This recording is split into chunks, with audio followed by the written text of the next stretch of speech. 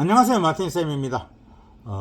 오늘 우리가 이제 나눠볼 이야기는요, 동사 활용 중에서 두고 간다, 두고 온다, 가지고 간다, 가지고 온다, 이 네 가지의 좀 독특한 동사 활용이잖아요.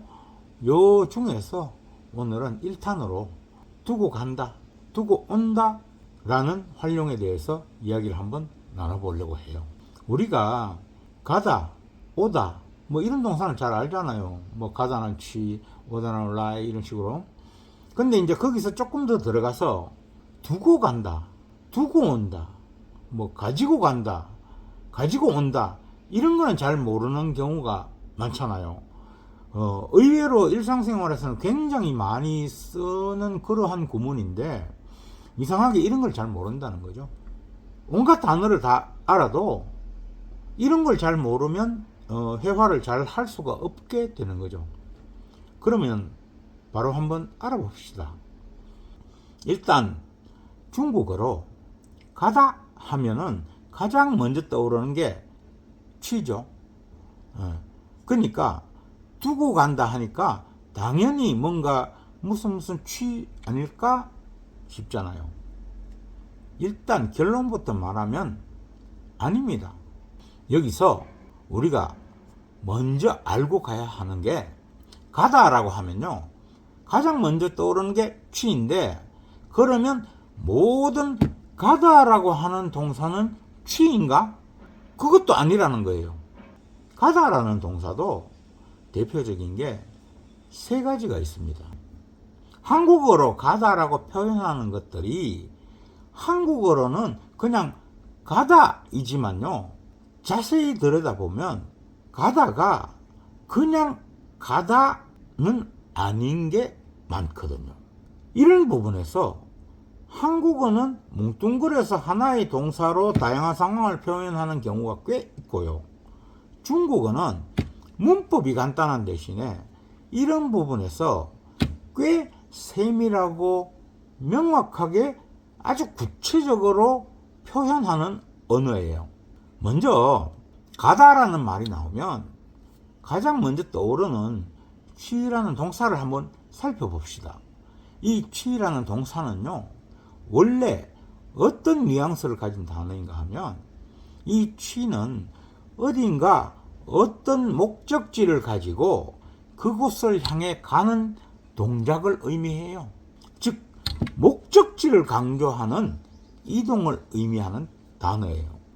도서관을 간다든가 친구 집을 간다든가 카페를 간다든가 뭔가 가려고 하는 목적지가 있는 거예요. 그 목적지를 향해서 가는 행위를 취라고 하는 거예요. 어떤 방식으로 가는가는 중요하지 않아요. 근데 아예 애당초 아무런 목적지가 없이 그냥 가는 행위를 말하려고 할 때는 뭐라고 하면 좋을까요? 그냥 막연하게 나 이제 간다 같은 문장에서 쓰는 거 말이죠. 쪼우가서입니다. 한국어로 굳이 해석하자면 달리다, 걷다, 이동하다 뭐 이런 의미를 가진 글자입니다. 이게 한국에서 한자로 배울 때는 달릴주라는 글자예요. 옥편을 찾아보면 달리다, 걷다, 이동하다 뭐 이렇게 되어 있어요. 그래서 어떤 목적지가 없이 그냥 가는 행위는 바로 이 쪼우를 쓰는 거예요. 그냥 몸을 움직여서 걷는 것일 수도 있고요. 단순한 이동, 그렇게 뭐 어떤 방향으로 뭐 그 움직이는 동작 그 자체를 말하는 거죠. 그 다음으로 리카이라는 동사입니다. 이거는 떠날리라고 하는 한자하고 10개라고 하는 한자가 합쳐진 두 글자짜리 단어죠. 저 떠날리라는 글자의 의미 속에는 목적지라는 개념이 없어요. 그냥 떠난다는 거지. 그렇다고 단순하게 움직이는 동작 자체를 말하는 것도 아니에요. 이 단어는 바로 목적지 중심의 가다인 취하고 정반대 개념에 서 있는 출발지 중심의 동사예요. 지금 현재 있는 이곳을 떠나기 시작한다 라는 의미죠. 즉 한국어로는 가다라고 하나로 표현되는 이 동작들이 그 동작의 형태에 따라 중국어로는 세 가지 동사가 사용되는 겁니다. 이걸 정리해 보면요. 가다라고 하는 표현은 취, 요거는 특정한 목적지를 향해서 이동하는 행위를 말해요. 그 다음에 쪼우, 요거는 뚜렷한 목적지가 없이 단순하게 걷거나 떼거나 움직이는 동작 그 자체를 말하는 거예요. 그 다음에 리카이, 이거는 출발지 중심의 동사로 지금 위치하고 있는 이곳을 벗어나기 시작하는 것, 떠나기 시작한다, 그런 의미를 가진 동사입니다. 이렇게 세 가지 동사가 상황에 따라 쓰이는 거예요. 그런데 오늘 우리는 두고 간다 라는 표현을 알아보려고 하는 거잖아요. 두고 간다라고 하려면 두다, 그런 후에 가다, 이렇게 구분해서 표현을 할 수밖에 없는 겁니다. 중국어는 한국어의 뭐 하고 같은 방식의 의미의 변화 같은 게 없잖아요. 그러니까 그런 식으로 만들어서 말할 수가 없고, 한국어는 의미를 변화시켜서 딱 변화시켜 줄 수 있는데 의미 변화가 없으니까 어쩔 수 없이 두다, 그 후에 가다, 이런 식으로 말할 수밖에 없는 거예요. 그래서 나는 내 짐을 여기에 두고 간다 라고 하는 문장을 챗GPT한테 중국어 문장으로 한번 만들어봐 하고 시켜봤더니요, 我把我的行李留在这里离开, 이렇게 만들어 주더라고요. 이 문장을 디테일하게 뜯어서 이해를 해보면요, 나는, 이게 받자문이죠. 짐을 둔다는 걸 강조하기 위해서, 그러니까 짐을 강조하기 위해서 받자문을 쓴 거죠. 그 목적어를, 동사보다 뒤에 있는 목적어를 아예 앞으로 땡겨오는 겁니다. 땡겨와서 거기다가 그 땡겨온 목적어에다가 이런 거를 강조할 수 있도록 딱 조사를 붙여주는 거예요. 그리고 我的行李, 이거는 나의 짐, 그러니까 그게 앞에 받자고 붙어서 나의 짐을, 이렇게 되는 겁니다. 그 다음에 리우, 이거는 남겨두다 라는 의미의 동사예요. 요거는 뒤에 좀 더 자세히 살펴봐야 돼요, 요 글자는. 그 다음에 짜이쩌리, 이거는 여기에 라는 의미고요. 마지막으로 리카이, 이게 떠난다, 떠나기 시작한다 라고 우리 앞에서 배웠잖아요. 그래서 문장 전체를 해석해보면 나는 나의 짐을 여기에 남겨두고 떠나기 시작한다, 이렇게 되는 겁니다. 이 문장이 조금 문법적으로 평범한 문장이 아니라서 이 문장을 문법적으로 좀 살펴보면요, 이 문장은 동사보다 뒤에 있는 목적어를 앞으로 당겨와서 거기에다, 그 목적에다 을을 붙여서 그 목적어를 강조해 주는 받자문이면서요, 하나의 문장 안에 두 개의 동사가 출현하는 연동문이라는 구조예요. 짐을 둔다는 사실을 강조하기 위해서 받자문으로 나의 짐을, 목적어를 땡겨와서 강조했고요. 그 다음으로 남겨두다라는 동사인 류하고 떠나기 시작하다라는 의미의 리카이라는 동사, 즉 동사 두 개가 서로 긴밀하게 연계가 되어서 남겨두고 떠난다라는 하나의 동작을 의미하게 되는 그런 연동문이라는 형태의 문장입니다. 동사 두 개가 있으니까 연속으로 나타나니까 연동문이죠. 문장은 그렇고요. 일단 여기서 우리가 이걸 완전히 이해하기 위해서는 두다라는 표현과 가다라는 표현 두 개를 살펴봐야 되는데요. 먼저 왜 두다라는 표현에서 팡이 아닌 류가 쓰였을까요? 우선 팡은 둔다라는 의미로 읽을 수 있기는 해요. 하지만 이 팡은 명확히 말하면 내려놓다라는 뉘앙스를 가지고 있어요. 즉 뭔가 들고 있는 것을 단순히 내려놓는다라는 의미가 더 강합니다. 이 팡에는 어떤 감정이 들어있지 않아요. 그냥 단순히 들고 있는 걸 내려놓을 뿐이죠. 반면에 리오는 이 단어 속에 감정이 들어있어요. 단순히 두다 또는 뭐 내려놓는 이런 의미가 아니고요. 이거는 남겨둔다라고 하는 뭔가를 남긴다라는 감정이 스며 있는 거죠. 그래서 우리가 생각하는 이 두고 가다라는 표현은 그걸 뭔가 무거워서 내려놓는다거나 버리고 간다거나 이런 느낌이 아니잖아요. 다시 찾으러 올 때까지 맡겨둔다는 느낌이거나 아니면 뭔가를 남겨두고 떨어지지 않는 발걸음을 옮기는 그런 느낌의 감정이 살짝 들어있는 그런 단어예요. 그래서 우리가 원하는 이 두고 가다라고 할 때의 두고라는 부분에는 파항보다 리우가 어울리는 겁니다. 그 다음으로 가다라는 부분을 보면요. 왜 여기서 챗GPT가 취나 쪼우가 아닌 리카이를 제시했을까요? 중국어는 목적지가 있으면 취, 목적지가 없는 단순한 동작을 말하는 것이면 쪼우가 일반적이에요. 그렇지만 이 지금 두고 간다라는 느낌은 목적지가 분명하게 보이지도 않아요. 이 문장 속에서. 그렇다고 해서 목적지가 없이 단순히 뭐 좀 걷겠다라든지 이런 느낌도 아니에요. 이 문장의 뉘앙스는 내 짐을 여기에 남겨두고 이곳을 일단 벗어나는 그런 상황이기 때문에 떠나기 시작한다, 이동하기 시작한다, 뭐 이런 느낌을 가진 리카이가 어울리는 거예요.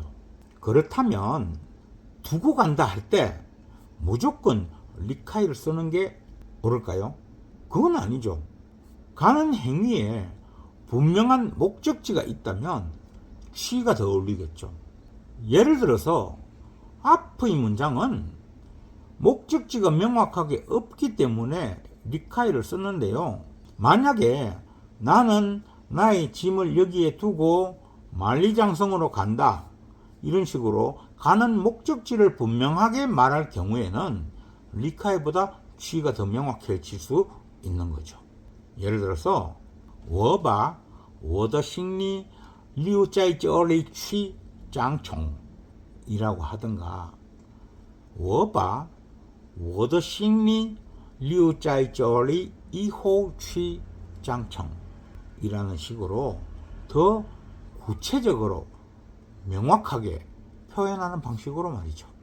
어쨌든 이런 식으로 목적지가 분명할 때는 오히려 리카이보다 취가 더 적절하게 되는 거예요. 또 만약에 나는 내 짐을 여기에 두고 뭐 잠시 좀 걷겠다든지 잠시 좀 둘러보겠다든지 이럴 때는 어떻게 하죠? 당연히 목적지가 없이 단순히 좀 둘러보고 걷겠다는 거니까 이때는 쪼우가 맞겠죠. 어떤 문장이 만들어질 수 있을까요? 我把我的行李在这里坐一下 이렇게 말하면 되는 거죠. 我把 받자문 我的行李 나의 짐을 留在这里 남겨두고 어디에? 여기에 坐一下 걷겠다 좀 이렇게 되는 거죠. 그런데 이 문장을 만약에 나는 내 짐을 여기에 두고 잠시 걷고 싶다 이렇게 희망형으로 바꾸면 어떻게 될까요? 바로 我想把我的行李留在这里坐一下 라고 맨 앞부분 주어의 바로 뒤에 뭐뭐 하고 싶다 라는 동사인 샹을 넣어주면 되는 겁니다. 샹은 동사니까 맨 앞부분 바로 주어의 뒤로 가야겠죠. 여기서 보듯이 중국어의 문장 구조는 항상 기본인 주어 동사 목적어 이 형태를 유지하면서 필요에 따라 그 기본 문형 안에 다시 받자문을 포함시킬 수도 있는 겁니다. 이쯤 되면 이제 두고 가다를 완전히 이해하셨겠죠. 필요에 따라 문장을 직접 만들 수도 있겠죠. 중국어 공부를 패턴 같은 걸 외우는 방식으로 하지 말고 이렇게 공부를 해야 내가 필요한 문장을 내가 만들어서 할 수 있게 되는 거예요. 자, 그러면 두고 가다는 알겠는데 두고 오다는 어떻게 해? 그것도 또 이렇게 길게 분석하고 이해해야 돼? 아닙니다. 두고 오다는 지금까지 공부한 거에다가 가다 부분을 오다로만 바꾸면 됩니다. 오다가 뭡니까? arrive잖아요. 그러니까 필요에 따라 lie 또는 회일라이 이거를 쓰면은 그대로 두고 오다가 되는 거죠. 간단하게 예문을 하나 볼까요? 我把手机留在哪儿后来这里了. 이런 문장이에요. 나는 핸드폰을 거기에 두고 여기로 왔다. 이럴 수가 있는 거죠. 분석을 해볼까요? 我把手机 나는 핸드폰을 留在哪儿 남겨두고 왔다. 어디에? 在哪儿 거기에. 호 그런 다음에 그런 이후에 来这里了 来왔다. 这里了 여기로 뒤에 러가 붙었으니까 왔다죠. 온다가 아니고 그렇게 되는 거예요. 또 그냥 라일러라고 하지 않고 라이쩌리라고 하는 거는요, 계속 강조하지만 중국어는 막연하게 말하면 진짜 막연해져 버릴 수 있기 때문에 굉장히 디테일하게 말하는 겁니다. 그래서 여기라는 목적지를 붙여주던가 아니면 구어라이처럼 여기로 오는 과정을 겪었다 라는 식으로 뭔가 명백하게 해줘야 되는 거예요.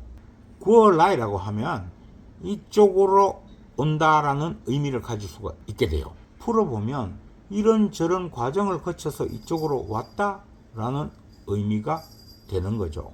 그래서 이 문장은 다시 我把手机留在哪儿后过来了 이렇게 말할 수도 있어요. 나는 把手机 핸드폰을 留在哪儿 거기에 두고 호 그 후에 过来了 이곳으로 왔다. 이렇게 표현할 수도 있는 겁니다. 어려우세요?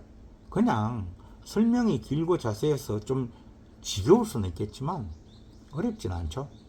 이렇게 어떤 문장을 보면서도 내가 모르고 또는 이해하지 못하고 있는 상태에서 넘어가는 문장이 있으면 안 돼요. 모든 디테일한 단어 하나하나, 글자 하나하나까지 궁금증을 가지고 내가 모르는, 이해 안 되는 부분이 있으면 그걸 다 해결하고 그 문장을 완전히 내가 소화하고 그렇게 공부를 하면요, 안 잊어먹어요. 환갑이 넘은 제가 안 잊어먹는다고 장담을 하고 있잖아요. 네, 오늘은 두고 가다, 두고 오다 이 두 가지를 확실하게 씹어 먹어봤어요. 소화 다 되셨나요? 이제 절반 한 거예요. 다음 시간에는 가져가다, 가져오다를 해볼 거예요. 그러면 이제 중국어로 뭐뭐 하고 간다, 뭐뭐 하고 온다 이런 표현을 이제는 자유자재로 할 수가 있겠죠. 오늘 좀 복잡하고 긴 이야기 수고 많으셨고요. 가시는 길에 구독, 좋아요 하시죠? 그럼 다음 영상에서 봐요. 안녕.